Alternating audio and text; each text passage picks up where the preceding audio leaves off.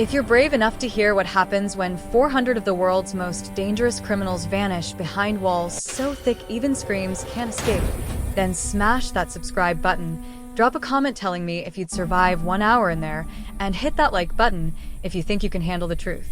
Because what I'm about to tell you will make you question everything you thought you knew about justice in America. They call it the Alcatraz of the Rockies, ADX Florence. A concrete tomb buried in the Colorado mountains where America sends the monsters it wants the world to forget. This isn't just another maximum security prison. This is a Supermax facility designed to break the unbreakable, to silence the voices that once terrorized nations, to erase men from existence while their hearts still beat. 400 inmates, 0 human contact. 23 hours a day in a 7-by-12-foot cell with walls so thick you can't hear your own neighbor screaming. This is where terrorists, cartel kingpins, mob bosses, and serial killers come to die slowly, forgotten by everyone except the ghosts of their victims. But in March 2024, something happened inside ADX Florence that the Bureau of Prisons desperately tried to bury. Something that turned America's most secure facility into the center of the most disturbing criminal investigation in modern history. It started with a letter. Not an email, not a phone call, but an actual handwritten letter that arrived at the Denver Post newsroom on a cold Tuesday morning. The envelope was unmarked, no return address, postmarked from Florence, Colorado. Inside, scrawled in shaky handwriting that suggested either extreme age or extreme fear, were 4 words: "They're disappearing us slowly." Journalist Sarah Chen had covered the criminal justice system for 15 years. She'd interviewed death row inmates, exposed corruption in state prisons, broken stories that brought down wardens and politicians alike. But this letter made her blood run cold. Because according to official records, inmates at ADX Florence have no access to the outside world. No letters. No phone calls. No contact beyond their lawyers. So, how did this letter exist? Sarah began digging. She filed Freedom of Information requests for inmate rosters, visitor logs, transfer records. What came back was a bureaucratic nightmare of redacted documents and non-answers. But buried in one poorly censored file, she found something that stopped her cold. Over the past 18 months, 47 inmates had been transferred out of ADX Florence. 47 men, some of the most notorious criminals in American history, had simply been moved to undisclosed locations, with no further documentation. Transfers aren't unusual in the prison system. But from ADX Florence? The whole point of the Supermax is that it's the end of the line. There is nowhere more secure. Nowhere else to send these men. So where had 47 of America's most dangerous criminals gone?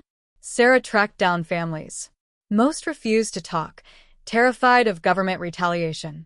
But one woman, the elderly mother of a former cartel enforcer, broke down crying during their phone call. "They told me my son was transferred for medical treatment," she whispered. "That was 14 months ago. I haven't heard from him since. His lawyer can't find him. It's like he vanished from the face of the earth." Then Sarah found the second letter. Same handwriting. Same desperate scrawl. This one had 3 sentences that made her hands shake. "We're not being transferred. We're being taken. Check the medical wing after midnight." Sarah knew she couldn't investigate from outside. She needed someone on the inside. Someone with access. Someone brave enough or desperate enough to risk everything.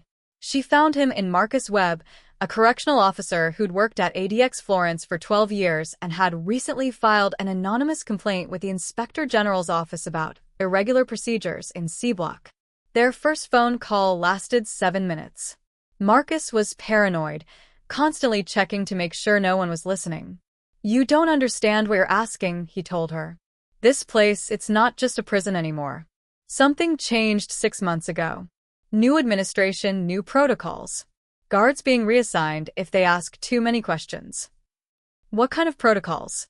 Sarah pressed. Marcus was silent for a long moment.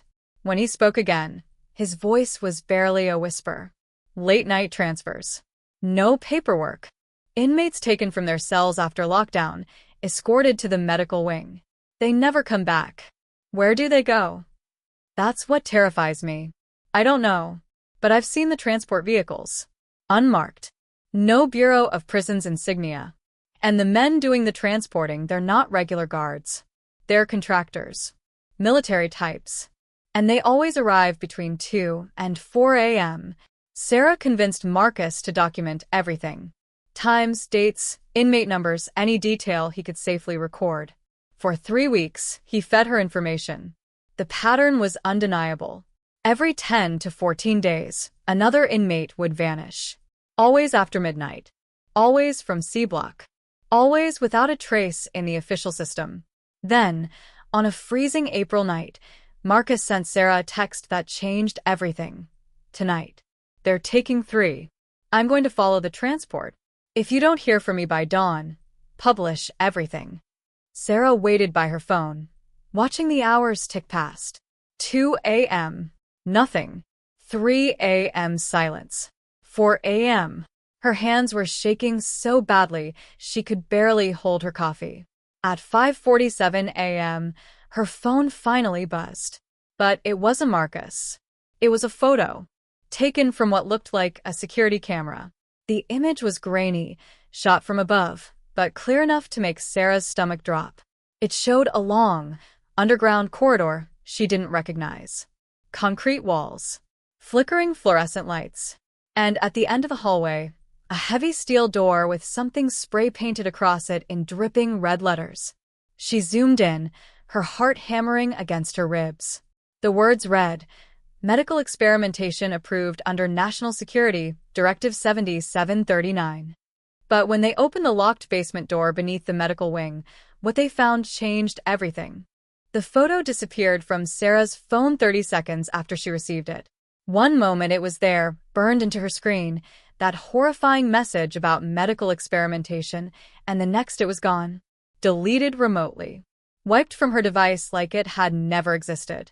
Sarah stared at her blank photo gallery, her journalism instincts screaming that she'd just witnessed something massive, something that powerful people would kill to keep hidden. Marcus Webb's phone went straight to voicemail. She called 17 times in the next hour. Nothing. She contacted his wife, who hadn't heard from him since he left for his night shift. She called the main ADX Florence switchboard, and a board receptionist told her that Officer Webb had called in sick and wouldn't be available for several days. But Sarah had been doing this long enough to know when she was being lied to. Guards at Supermax facilities don't just call in sick during their shifts. They finish their rotations. The timeline didn't make sense unless something had happened to Marcus between the time he sent that photo and dawn. She needed help.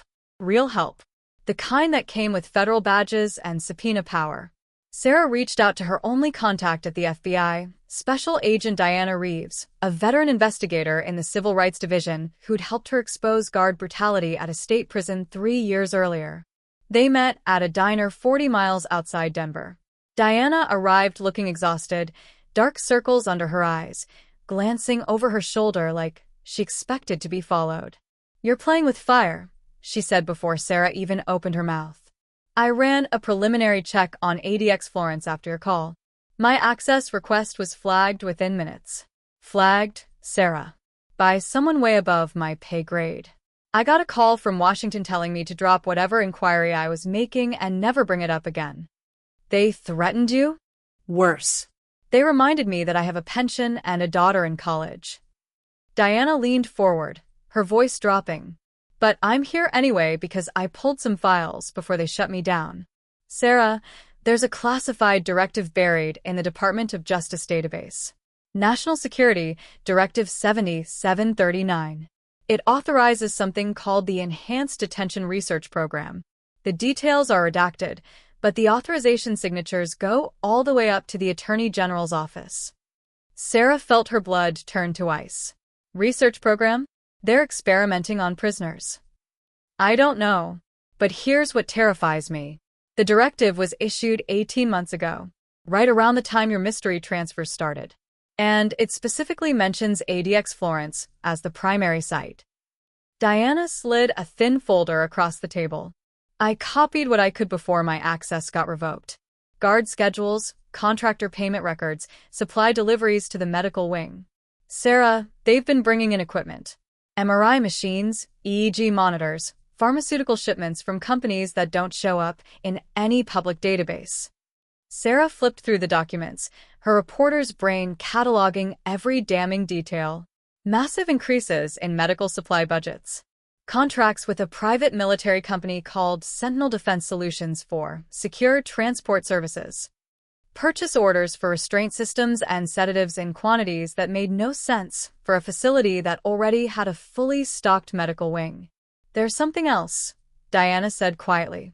I managed to get a partial list of the inmates who've been transferred. You need to understand who these men are. Ramon Cortez, the Sinaloa cartel's former second-in-command. He could testify about corruption in 3 different countries. Viktor Kozlov, Russian mob enforcer with knowledge of international money laundering networks. James DeMarco, mafia underboss who was cooperating with prosecutors before he suddenly clammed up and got sent to ADX. Sarah, these aren't random selections. Every single one of these men had valuable intelligence. Information that could bring down powerful people. The implication hung in the air between them like poison gas. This wasn't about experimentation for the sake of science. This was about silencing witnesses, eliminating threats, making inconvenient people disappear under the guise of a classified research program. I need to get inside, Sarah said. Absolutely not. You'll end up like your guard friend. Then what do you suggest? We have evidence of what might be the biggest civil rights violation in modern American history, and your own agency told you to back off. Someone needs to see what's actually happening in that medical wing. Diana was quiet for a long moment, wrestling with something. Finally, she pulled out her phone and showed Sarah video. It was security footage from outside ADX Florence, timestamped from 4 nights ago. An unmarked white van pulling up to a loading dock at 2:37 a.m. 6 men in tactical gear escorting someone on a gurney, strapped down, a black hood over their head. The person on the gurney was thrashing, fighting against the restraints. I pulled this from a satellite security system that monitors the perimeter, Diana said. This van comes 3 times a month. Always the same time. Always the same dock. But here's what's interesting. I traced the van's route. It doesn't go to a hospital. It doesn't go to another prison.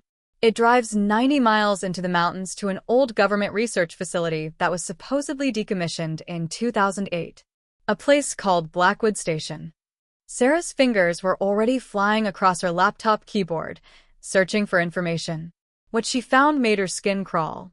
Blackwood Station had been a Cold War-era research facility, originally used for testing psychological warfare techniques. The official record said it was shut down and abandoned. But satellite images from the past year showed fresh tire tracks, recently plowed roads, lights on in buildings that should have been dark and empty for over a decade. Someone reactivated it, Sarah whispered. This is where they're taking the prisoners. Her phone buzzed.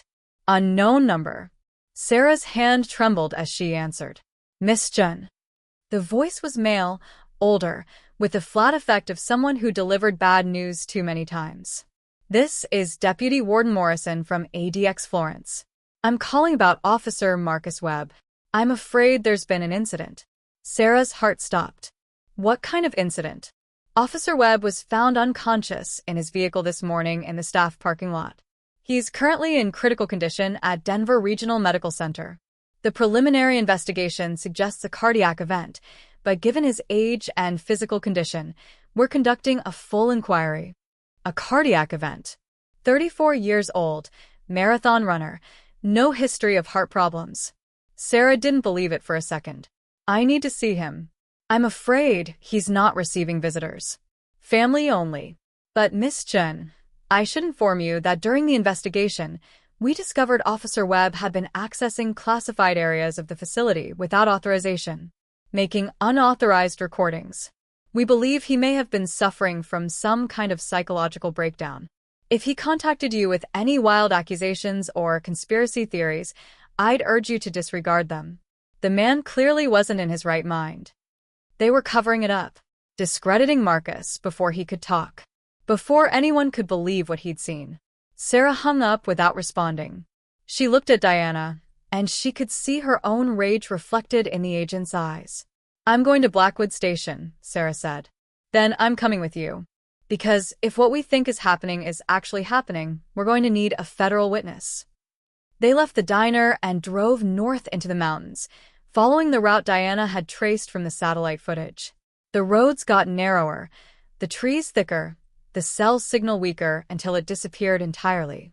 3 hours later, they reached a chain-link fence with a faded sign, U.S. government property. No trespassing. Authorized personnel only. The gate was closed but not locked. Fresh tire tracks led through. Sarah and Diana exchanged a look. They both knew this was the point of no return. Whatever was beyond that fence, whatever was happening at Blackwood Station, would either be the story that exposed a massive conspiracy or the last mistake they ever made. They drove through the gate, following a gravel road that wound deeper into the forest. The facility appeared suddenly, a cluster of concrete buildings that looked like they'd been built to withstand a nuclear blast. Lights glowed in the windows. Generators hummed. This place was very much operational. Sarah parked behind a stand of trees. They approached on foot, staying low, moving through the shadows. Through a ground-floor window, Sarah could see what looked like a medical examination room. Bright lights. Equipment. And on a gurney in the center, strapped down with enough restraints to hold down a wild animal, was a man in an orange jumpsuit. But it was what the doctors were doing to him that made Sarah's blood run cold.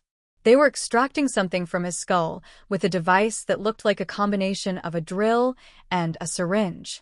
The prisoner was conscious, his mouth open in what had to be a scream, though the soundproof glass muffled everything to silence.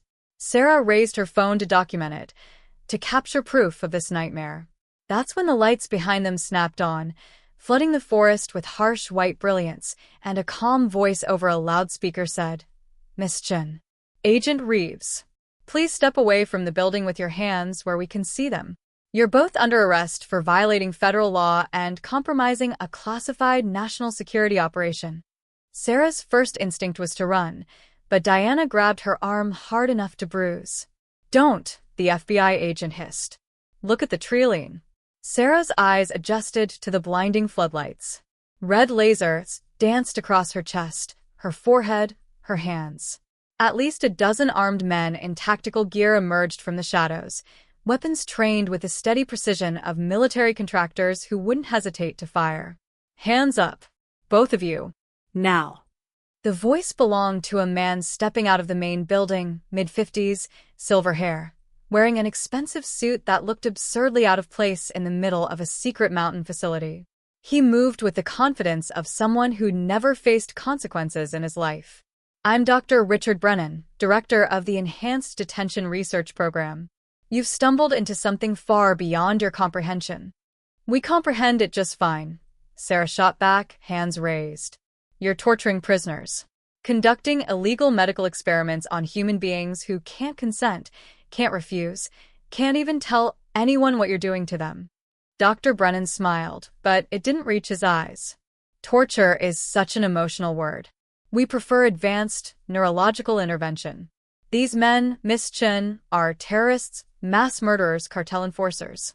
They possess information critical to national security, information they refuse to provide through conventional interrogation. We're simply accessing that information through more direct means." "You're extracting memories," Diana said, her voice hollow with horror. "That's what the equipment is for. You're drilling into their brains and pulling out information." "We're saving lives," Brennan corrected. "The intelligence we've gathered from this program has prevented 4 terrorist attacks, dismantled 2 international drug trafficking networks, and provided evidence that will prosecute corruption at the highest levels of government.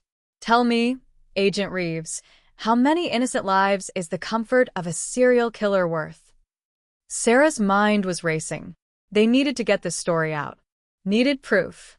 But her phone had already been confiscated by one of the guards, along with Diana's weapon and badge. They were completely cut off, surrounded by armed men in a facility that officially didn't exist. "You can't keep this quiet forever," Sarah said. "People know where we are. If we disappear, questions will be asked." "Will they?" Brennan gestured to the building behind him. "We've made 47 people disappear over the past 18 months. 47 of the most notorious criminals in American history, men with lawyers, families, advocacy groups fighting for their rights. And yet here we are, operating without interruption.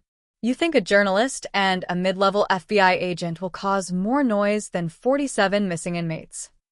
He was right, and the knowledge was suffocating. They'd walked into a trap with eyes wide open, and now they were about to become loose ends that powerful people needed to tie up. However, Brennan continued, I'm not an unreasonable man. You've seen too much to simply let you go, but you're also not our typical subjects. So, I'm going to offer you a choice. You can cooperate, sign non-disclosure agreements backed by national security orders, and walk away from this with your lives and careers intact. Or you can resist, and we'll be forced to classify you as threats to a vital intelligence operation. I'll let you imagine how that ends. You mean we can choose between becoming complicit in war crimes or disappearing into your facility, Diana said flatly. I prefer to think of it as choosing patriotism over misguided idealism. Sarah's hands were shaking with rage. Every instinct screamed to fight back, to refuse, to go down swinging. But she was also a survivor. She needed to buy time, to think, to find a way out of this nightmare. I want to see Marcus Webb, she said suddenly. The guard from ADX Florence. You did something to him. If you want me to even consider your offer, I need to know he's alive. Brennan studied her for a long moment. Very well. Though I warn you, what you see may not provide the comfort you're seeking. He led them into the facility, flanked by armed guards. The interior was clinical, sterile, everything white and chrome and cold. They passed examination rooms where other prisoners lay strapped to tables, various stages of the procedure Brennan had described. Sarah forced herself to look, to memorize every detail, every face. If she somehow survived this, these men deserved to have their stories told. They stopped at a room at the end of a long corridor. Through the window, Sarah could see Marcus Webb lying on a hospital bed, eyes open but vacant, staring at nothing. Electrodes covered his skull, and 4 dripped something clear into his arm. Officer Webb suffered what we call neural dissonance, Brennan explained clinically. He witnessed one of our procedures and, rather foolishly, attempted to interfere. During the confrontation, he was exposed to our memory extraction technology. The human brain doesn't respond well to having memories forcibly removed. He's alive, but I'm afraid the man you knew is gone. What remains has the cognitive function of a traumatic brain injury patient. Sarah pressed her hand against the glass, tears streaming down her face. Marcus had risked everything to expose the truth, and they'd destroy him for it. Erased him. Left him a living corpse as a warning to anyone else who might interfere. You monster, she whispered. I'm a patriot doing what's necessary to protect this country. Brennan checked his watch. You have 1 hour to decide. Sign the NDAs and go home, or join our research subjects. I'll be in my office. He left them under guard in a small conference room with thick stacks of legal documents. National security non-disclosure agreements that would legally prevent them from ever speaking about what they'd seen. Violating the NDAs would mean imprisonment, prosecution, complete destruction of their lives. Diana was reading through the documents, her hands trembling. These are ironclad. Signed by the Attorney General, the Director of National Intelligence, backed by Post 9/11 anti-terrorism legislation. If we sign these and then try to expose this anyway, we won't just be whistleblowers. We'll be classified as threats to national security. They'll bury us in a federal supermax for the rest of our lives. And if we don't sign? Sarah asked, though she already knew the answer. We become test subjects. They'll extract everything we know, everyone we've talked to, and then either kill us or leave us like Marcus. Either way, the story dies with us. Sarah stared at the documents, at the signatures of people sworn to uphold justice, who'd instead authorized this horror show. She thought about the 47 missing inmates, about Marcus Webb's empty eyes, about all the families who'd never know what happened to their loved ones. There has to be another way, she said. Diana's phone buzzed. Both women froze. The guards had confiscated their phones. So whose phone was that? Diana slowly reached into her jacket pocket and pulled out a second device, one the guards had somehow missed in their search. A burner phone she'd brought for emergencies. The message on the screen made Sarah's heart leap. It was from an unknown number. Satellite uplink detected from your location. Live stream active for past 20 minutes. 47,000 viewers and climbing. The world is watching. Hold position. Federal response team en route. ETA 12 minutes. Sarah looked up at the ceiling corners and spotted them. Tiny cameras. Diana had been wearing a body camera this entire time, some kind of FBI-issued equipment with satellite upload capability. Everything that had happened, everything Brennan had said, Marcus's condition, the examination rooms, the prisoners, all of it had been broadcasting live to the internet. The story was already out. "You brilliant, brilliant woman," Sarah breathed. The door burst open. Dr. Brennan stood there, his calm demeanor shattered, face red with rage. "What have you done?" "Kill the feed. Shut down all external communications." But it was too late. Through the window, Sarah could see guards running in panic, hear alarms blaring. The facility was in chaos. Someone shouted about news helicopters approaching. The sound of rotors echoed through the mountains. Brennan lunged for Diana, but the FBI agent was ready. She drove her elbow into his throat, dropping him gasping to the floor. The guards raised their weapons, but suddenly they hesitated. Because now the whole world was watching. Shooting a federal agent and a journalist on live stream would be impossible to cover up, even for people as powerful as whoever was running this program. The next 12 minutes felt like hours. Sarah and Diana barricaded themselves in the conference room while chaos erupted outside. Through the windows, they watched as helicopters landed, as FBI tactical teams swarmed the facility, as agents who weren't corrupted by the conspiracy finally arrived to shut down the nightmare. The story exploded across every news network within hours. The footage from Diana's body camera went viral, 47 million views in the first day. The Attorney General resigned. The Director of National Intelligence was fired. Congressional investigations were launched. The entire leadership of the Bureau of Prisons was replaced. Marcus Webb never fully recovered, but Sarah made sure his story was told. She testified before Congress, wrote a book that became a bestseller, won every journalism award that existed. The 47 missing inmates were found and returned to proper federal custody. Most were too damaged by the procedures to ever be the same, but at least they were alive, and their families finally knew what had happened. Dr. Richard Brennan and 17 others were arrested and charged with crimes against humanity, torture, and conspiracy to violate civil rights. The trials would last for years. But 3 months after ADX Florence's medical wing was shut down, after the investigation seemed to be winding down, Sarah received another letter. Same handwriting as the original. Same desperate scrawl. It contained just one sentence that made her blood run cold. "We only found the one facility. How many others do you think exist?" Sarah sat at her desk, staring at that letter as snow fell outside her Denver apartment window.